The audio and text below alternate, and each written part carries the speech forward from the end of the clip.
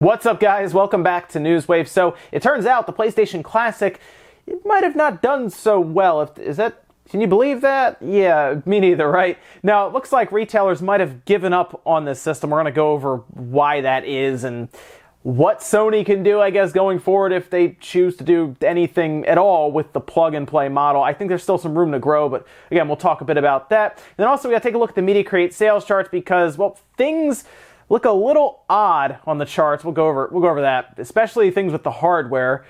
First, though, guys, as always, if you enjoy these videos, hit the like button. It does help out. We're going to start with some quick news. We're going to start with Street Fighter V because, well, we talked about the in-game ads that were running for a set amount of time. It looked to be about 2 weeks up to the 25th, so Christmas Day, and then they were going to be turning them off as this was seemingly a trial run, maybe. I mean, none of the advertisements included really anything outside of Capcom, like where they're advertising for things like their tournament. They didn't really grab like third-party products and just put them in there. Like Sony didn't have any kind of advertisement space or some kind of, I don't know, gamer gear or a chair or, anything like that. Things that would sell to gamers, accessories like headsets or something. Nothing like that showed up. It was just Capcom stuff. It seemed like they were just testing the waters, and they even said this in their own blog post that they were checking with feedback and seeing what they can improve on in the future. So while they're gone now, don't be surprised if they pop up again in the future. And I'm going to be curious if they do test the waters with third-party advertisements, because that might really put some people off. Like I said, at least this was all first-party stuff, but still, in-game ads, and we see how a lot of these companies will push the boundaries.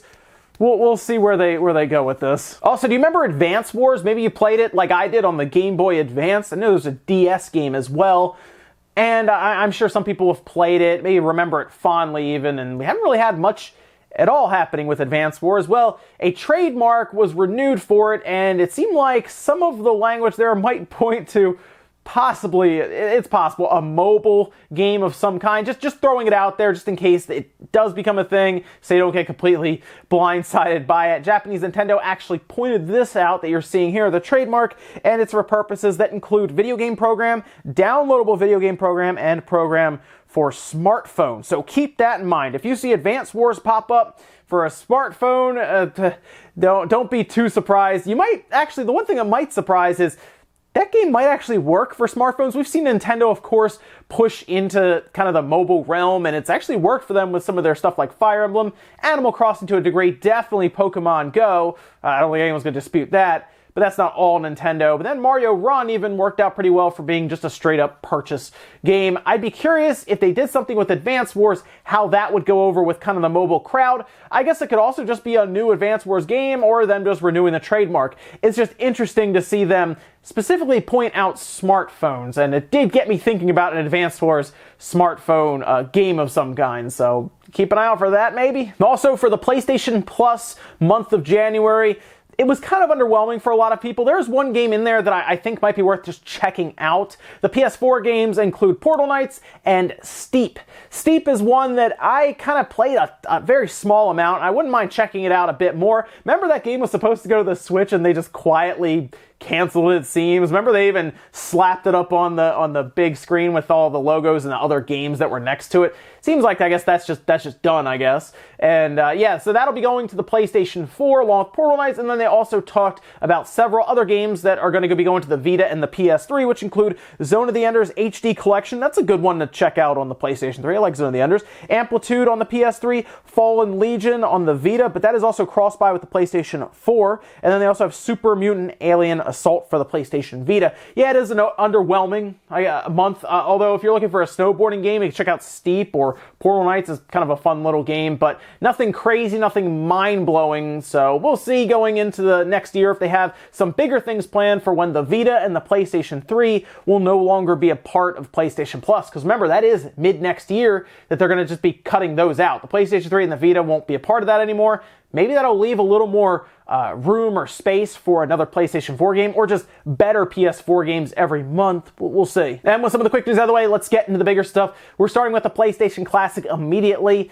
We've seen places discount it before. Before Christmas, we had Target discount it down to about $75. You had to put it in your cart to see the price and everything. It wasn't like plastered all over the place. You had to go out of your way to see it, right? Well, it looks like after Christmas, like immediately after Christmas, like the day after Christmas, retailers start discounting it heavily. And when I say heavily, I mean 40%. Places like GameStop and Walmart immediately, as soon as the 25th ended and we went to the 26th, immediately posted up flyers, web advertisements, and advertisements in store saying that it's now $60. The PlayStation Classic, it was a very exciting thing when they announced it, right? Earlier this year.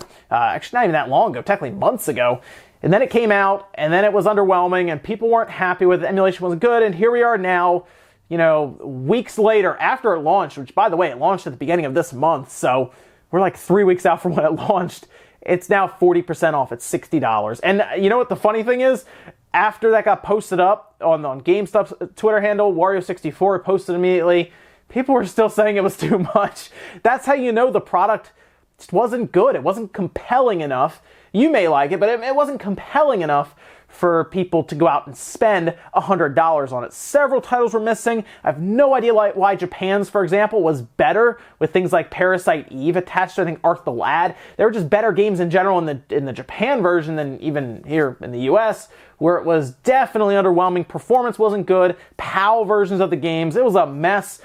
And it looks like Sony's first outing with a plug-and-play system was not a good one, which makes me and I think several other people wonder if this is a one-and-done thing for Sony, and I hope not. I would like to see Sony maybe revisit the PlayStation 1 again, maybe next year, but actually put some effort into it, right? Like the PlayStation 1 had a revision with the PS1 Slim. You could technically change up the body form and do that, but actually make it good. Good games, you have time now, you have an entire year to maybe fix up with licensing and a better game selection, reach out to places like Capcom, who had, some Street Fighter games on there, and of course they have Mega Man Legends and just Mega Man. There are several places they could go to. Maybe they could get in touch with Square and actually get some more of their games on there. Like I said, Parasite Eve being on, like, the Japan's version, not in the US, was so weird. This one, of course, is pretty much already hacked at this point, and several things are going on with it now, but it should have been good right away. And it also shows that plug-and-play systems from these companies are not necessarily slam dunks no matter what. If it's not a good system, you're probably not going to buy it, right? Straight up. The game selection, at least. If it's not good, they're not going to buy it. The PlayStation Vita TV, or the Vita TV, that should have been an easy thing to sell, and it wasn't. Sony didn't do a great job with that. They didn't do a good job with the PlayStation Classic, and I think it also shows just how impressive Nintendo's. I mean, they've sold over 10 million copies, 10 million systems of the Nintendo Classic and the Super Nintendo Classic, so we'll see if there's a Nintendo 64 Classic next year to continue the trend of these plug-and-play systems. But if Sony doesn't want to do it again, and Nintendo really is done doing it, then I guess we're no more plug-and-plays. Oh, you know what? Sega. the Genesis Classic is coming, guys. No at-games, though, behind it, so maybe it'll be good. But we'll see. Even something like a PS2 Classic years from now will be really cool to see as well, because emulation has moved along very well in that sense, and we'll see. I mean, we still need to see if the PS5 is going to be backwards compatible at all. I mean, like more than just the PlayStation 4. I mean, like we'll be backwards compatible with the PS2 and the PS1 to the point where you can just put a disc in. But we'll see what happens here. Otherwise, I guess get a PS3, and you can at least play your physical games, or you can download some of the ones off the store, at least for now. Next up, let's talk about the MediaCrate sales charts in Japan. This, of course, is all the physical games that sell across the counter along with systems in Japan from week to week. And this one covers up until the 23rd of December. So it does not count Christmas Eve, which will be a part of the next one, which also will include the days after Christmas that are also very big shopping days of the year, as people usually get their systems, of course, on Christmas, and they go out the next day spending gift cards and all kinds of stuff. So what do we have? Well, I'm actually going to show you something a bit different. I'm going to show you the top 20 because there was a lot of stuff from the PlayStation and the Switch moving around, debuting all over the charts. So I'm going to show you the top 20, which is a bit different. I usually stick to the top 10, but let's go here with number 1 being, of course, Smash Bros. Ultimate, which, by the way, in its first 3 weeks has now crossed 2 million units physically. It doesn't count the digital sales. Physically, 2 million units in just Japan. That is obscene, by the way. That's ridiculous. Super Mario Party made a massive jump, over 59% up from last week to 155,000 units, and that's at 750,000. Mario Party it's pretty clear that that's going to cross 1 million units in just Japan. That's very impressive. Pokemon Let's Go Pikachu and Eevee below that, 144,000. That's coming up on 1.5 million. That'll be there probably in the next month or two.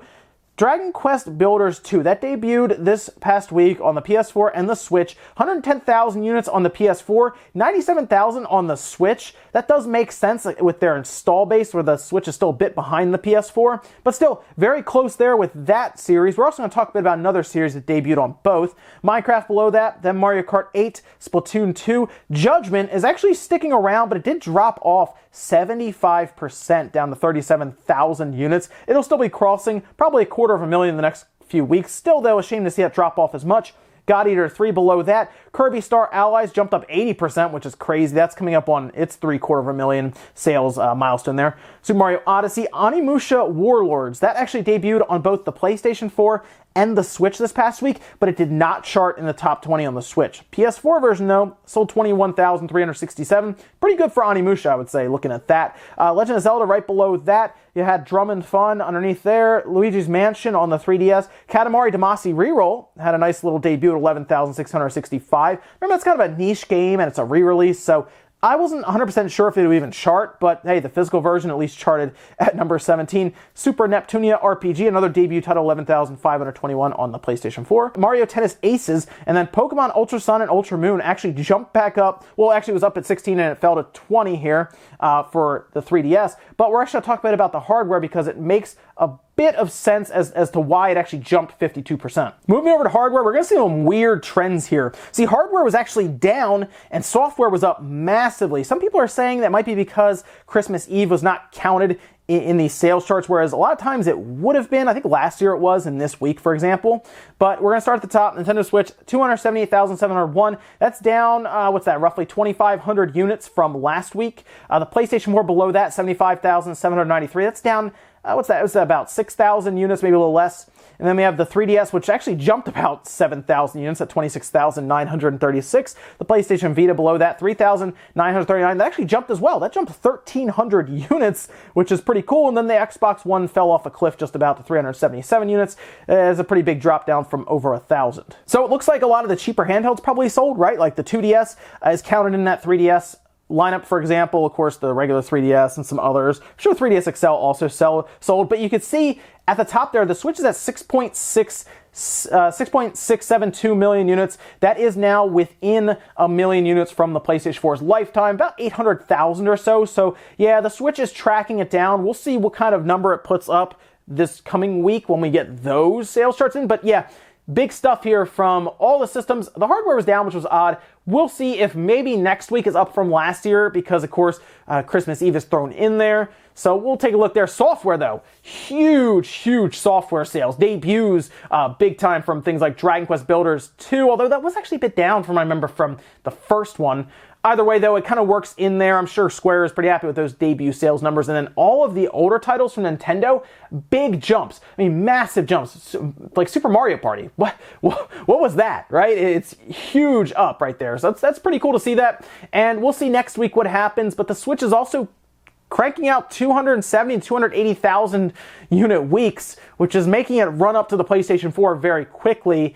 And then next year is going to be pretty out of hand as well with something like Pokemon and then maybe one other massive tentpole like maybe a Metroid, although that's not very big in Japan. But Animal Crossing would probably push it over the edge. Next up, a quick update from a story from yesterday which regarded Persona R. Remember we saw that, Persona 5 R, that popped up and was shifted to Atlas for their name servers? Well, several more URLs were found by, again, Persona Central, and take a look at this list. You're going to see Persona 5 R that we already talked about. That was included there because we already talked about that one. P5s.jp, Persona 5s.jp, Persona 5M, P5M, P5B, Persona 5B, and now everyone's trying to figure out what these mean exactly. I would assume that they're spin-off of some kind of Persona 5, like just as an example, Persona 5S. Could that be Persona 5 Switch? Maybe. Could Persona 5M be something like Persona 5 Mobile? Possibly. I don't know what Persona 5B is. I don't know what that would be. But there's a lot of people speculating about this. One thing's for sure, when I look at this list and just everything we've heard about with Persona so far, some kind of announcement. Something's happening with Persona. Atlas is going to be showing up with something, along with Sega, of course, with Persona 5. It could be a port. It could be a spin-off. It could be a remaster, a re-release with new content. I don't know if they could do what you call it, not a Game of the Year edition, but something else, some kind of big edition they put out. it sounds like they're not quite done with Persona 5. And I don't blame them. That's been the most popular Persona game ever. So yeah, keep doing stuff with that series that people really like. Then our last bit of news, I want to talk a bit about a fan project that's been shown on YouTube. People really like the idea of it, and I like the look of it too. I'm a little concerned about Nintendo possibly showing up and cease and desisting this or shutting the door on it, but I kind of want to show it to you guys anyway because it's kind of a cool little look into what Super Mario 64 could look like nowadays with I guess just design. Think of like Super Mario Odyssey almost, but with Mario 64 like visually redone, and it just looks really cool. So check this out. They even go as far as going into the castle and stuff. The idea here, this is from Nim Sony, and the idea here was to kind of work a bit on their skills with designing and programming and creating something like Mario 64, just a bit more modern. They did say that they used I guess just the character model from Mario Odyssey. I don't know if that could get them into some trouble or issue. I mean, they're already using just Mario in general, and Nintendo, they don't take too kindly to that, as we've seen, but they did put it out. It's free to download. It's more like tech demo. It's just kind of being able to run around in that world they built, and it looks really cool. Again, I like the idea of seeing some of these older games kind of brought up with like newer standards and running it on a PC that's strong enough to make it look really, really nice. We've talked about these projects before, like we did, of course, Spyro before Spyro came out, the Reignited Collection, Diddy Kong Racing, Metroid. Metroid had a little remake done with Unreal Engine, so this isn't like the first time, but it's always fun to look at them.